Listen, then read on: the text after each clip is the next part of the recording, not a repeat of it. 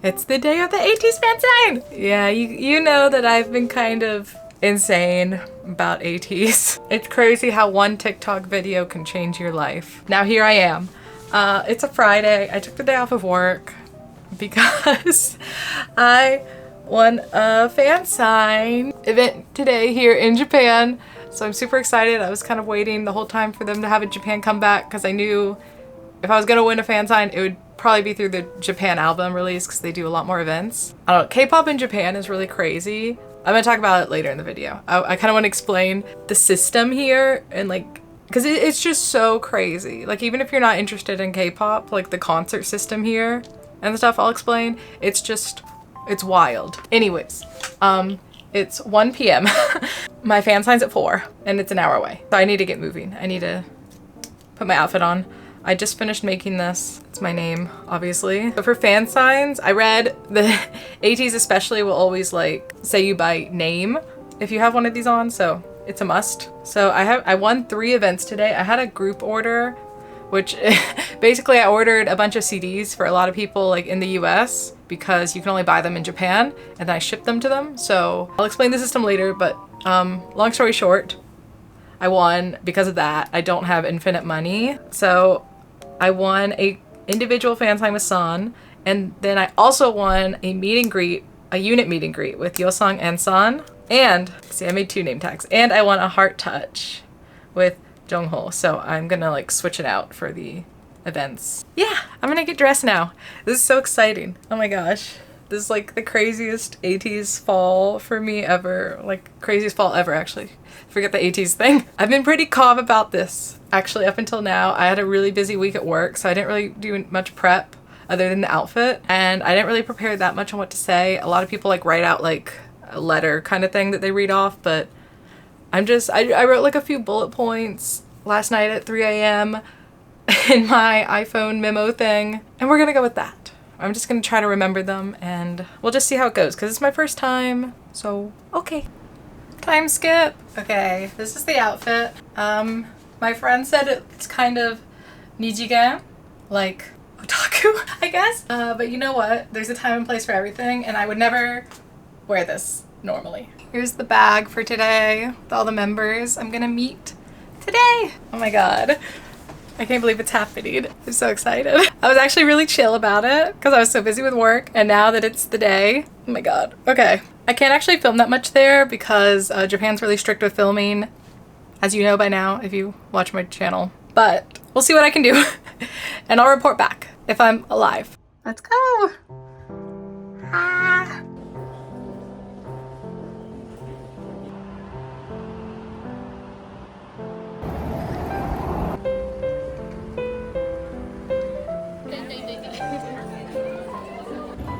I don't know why I tried the CD lottery. I failed. Money.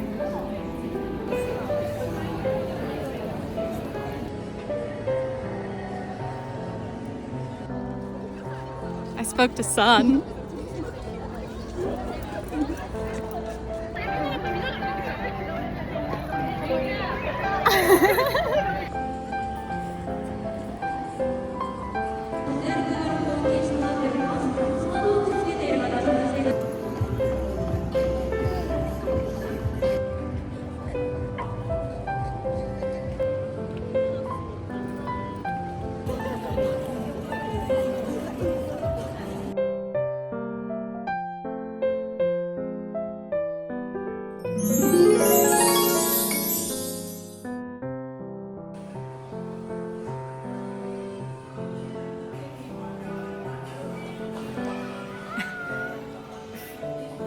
I'm back! Where do I begin? I met San! Oh my god. Oh my god. Okay, I didn't cry. I almost did. I didn't. Okay, wait. Okay. So let's take a step back, I guess. So how do you win a fan sign in Japan? It's actually a pretty different system here compared to Korea and things like that. So basically whenever they have Japan release any group, which they usually do about once a year. I think they're contractually obligated to put out a song every year, maybe. Like if they want to be signed as singers in Japan, I think. I don't know. But they do something every year, basically guaranteed. In the CDs and the ones that they first sell, they have a bunch of serial codes. So this is the amount of serial codes I had, guys. So yeah, it's a lot of CDs.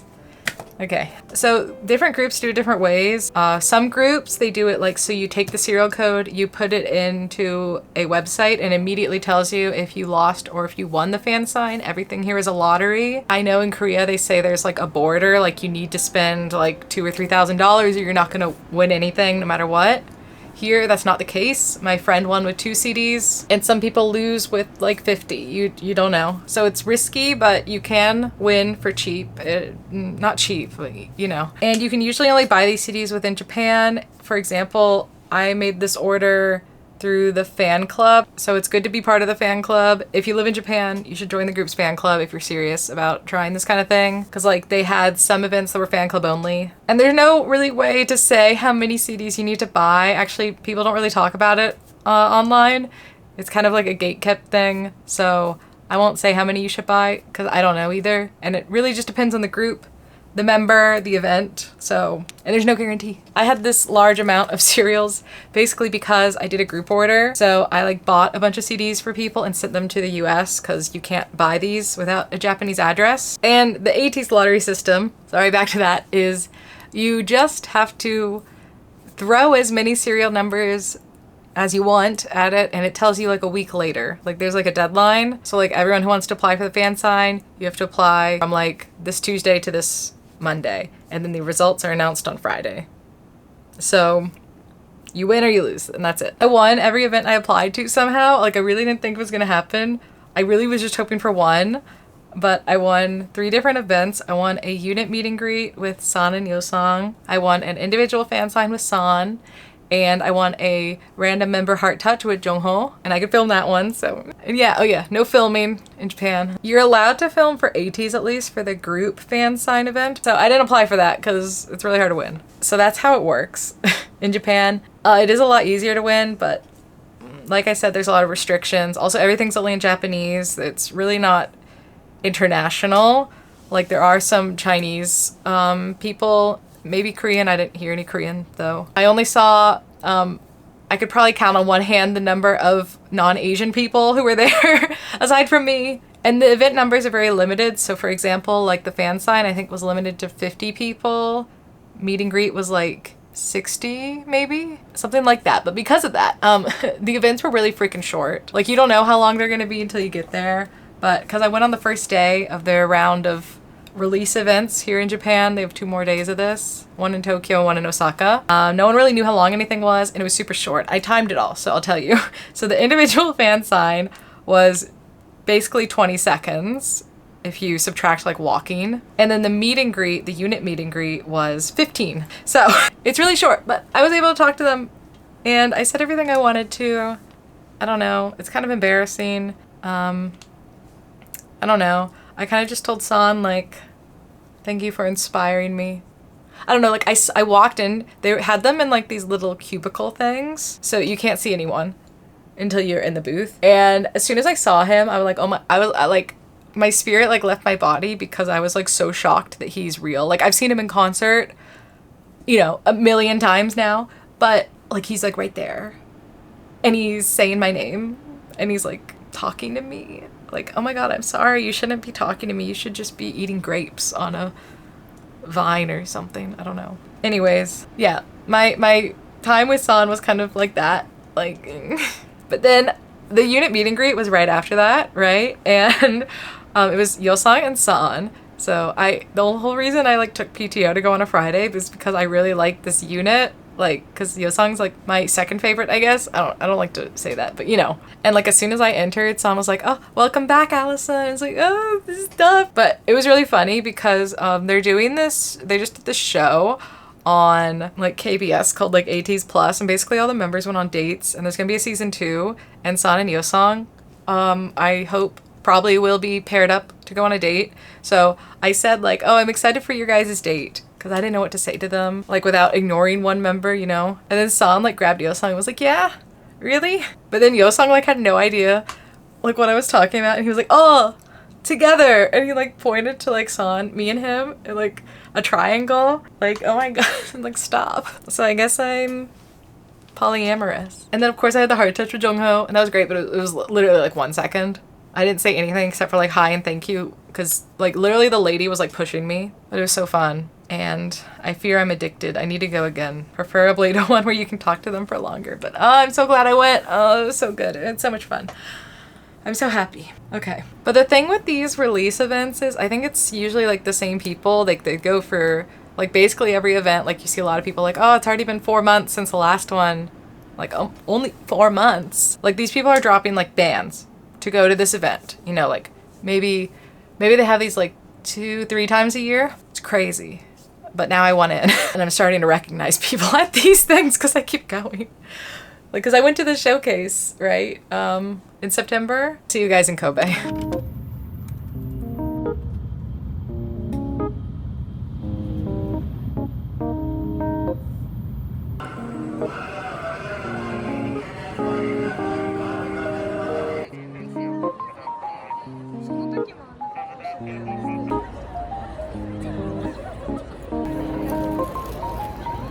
Kobe! Miss you. What are you doing?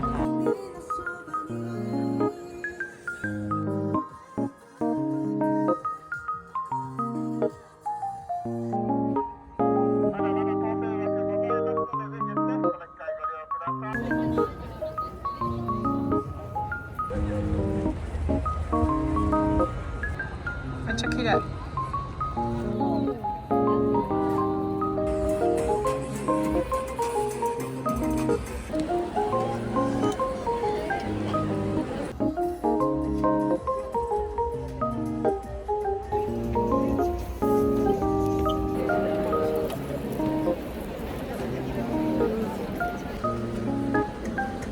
Let's go! Let's go!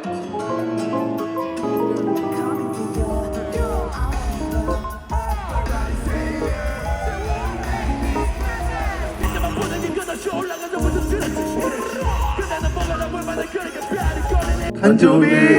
오메가또! 次が綺麗ですよね。ありがとうございます。またね。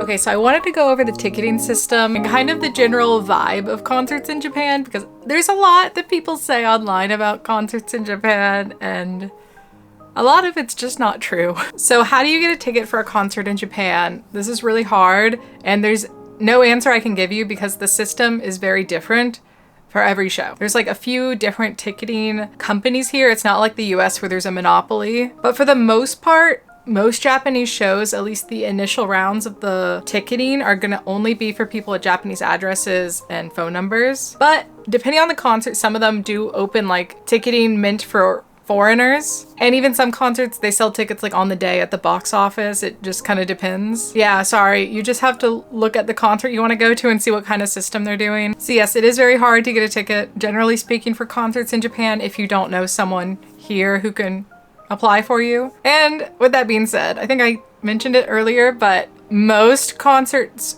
in Japan are run on a lottery system. So that means like there's different windows you can apply for different rounds, and usually it's like fan club lottery 2, then like some credit card lottery, and then like general lottery. It's very annoying and you can't choose your seat usually. Some concerts you can kind of choose like the tier of seat you're applying for. Usually that's just like in like dome and things like that from my experience. And usually how good of a seat you end up getting, if it is just like a lottery based system, is how early you win the ticket. So like if you win the ticket in the first fan club lottery, you have a much higher chance of getting a good seat. Every ticket I've ever gotten through the general lotteries, like the last round of the lottery, has been, you know, not very good, but that's just how it is, and that's what people expect here. They know what they're getting into. There are some concerts, however, that are first come, first serve. Usually it's smaller groups, smaller venues. For example, I saw Zikers, that was first come, first serve. But if you're looking to see like a Western artist in Japan, usually they do have some kind of global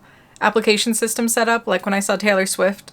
I'm pretty sure she did. So VIP. Most concerts that I've been to for K-pop here are either just like normal seating or there's VIP seating. And VIP is usually only limited to fan club members and it's a lottery. So like for example, for ATEEZ, I applied for VIP for 5 days and I lost all of them. Cool.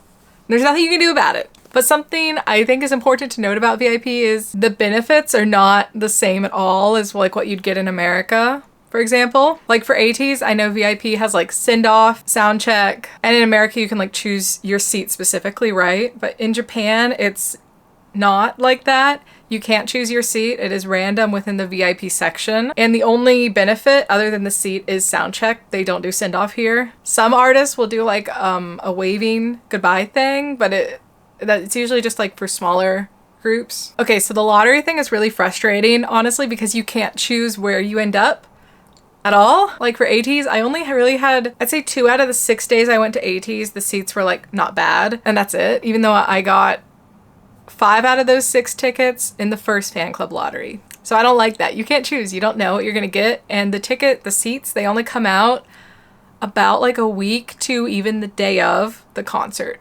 That's as far in advance as you're gonna see your seats. Also, I would note you should be careful about buying resale tickets, not only because there's scammers in Japan too, yes, but also because some artists do ID checks. For VIP seats, there's a much higher chance you're gonna be ID checked. For normal seats, they usually don't ID check, but I have been ID checked before. So if you buy a ticket that has like a Japanese person's name on it and you look like me, well, yeah, you know what's gonna happen. So for the general concert experience though, a lot of people online say like Japanese people just sit quietly and like listen to concerts, which is really not true at all. I would actually say I much prefer the Japanese concert experience to an American one if I had to pick, because in America I think people kind of just scream, like they screech and like yell the lyrics the whole time, and in Japan you don't do that. Do not do that.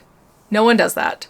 People do not sing along, but they do cheer, they do clap, they do scream when the artist like requests it, or like, you know, when the timing is right. They don't interrupt the artist while they're singing, except for things like fan chants, which people do very well and very seriously here, and things like that. And I don't know, I prefer that. It's not like people are dead. They know when it's appropriate to cheer. Like if I'm going to a concert, you know, you can actually hear the artist sing. People do not sit quietly and watch either, in my experience, for both Japanese and K-pop artists. I mean, if you're going to an artist that's like aimed at a bit of an older crowd, I think it's different. But for basically every concert I've been to this year, and I've been to almost 30, we've stood up. And if it is a K-pop concert, almost everyone's gonna have a light stick. You don't need to have a light stick. I'm going to a concert today actually, and I don't have a light stick for the group. The only times I've sat for the concert has been when the seats are actually like too steep, like and too high up, where like the venue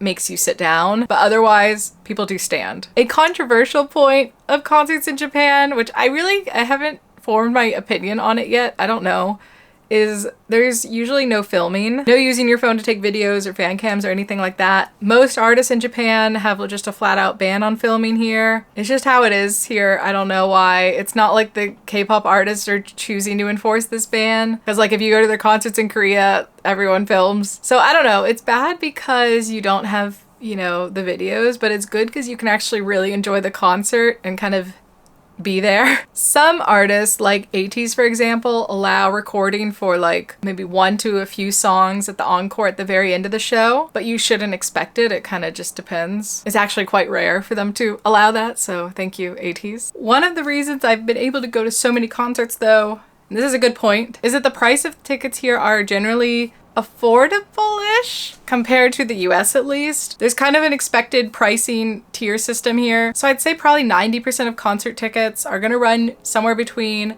14,000 to 17,000 yen. And then the VIP ticket is just gonna be another like 8 to 12,000 on top of that. And it generally doesn't go beyond that. There are some exceptions, like Music Bank is incredibly expensive here. But yeah, basically to go to a concert, I only pay about like 120 bucks each time, which, okay, it's still a lot of money. I'm not saying it's cheap, but you can get a VIP seat at the front for like 200 bucks, which is unheard of in the US, right?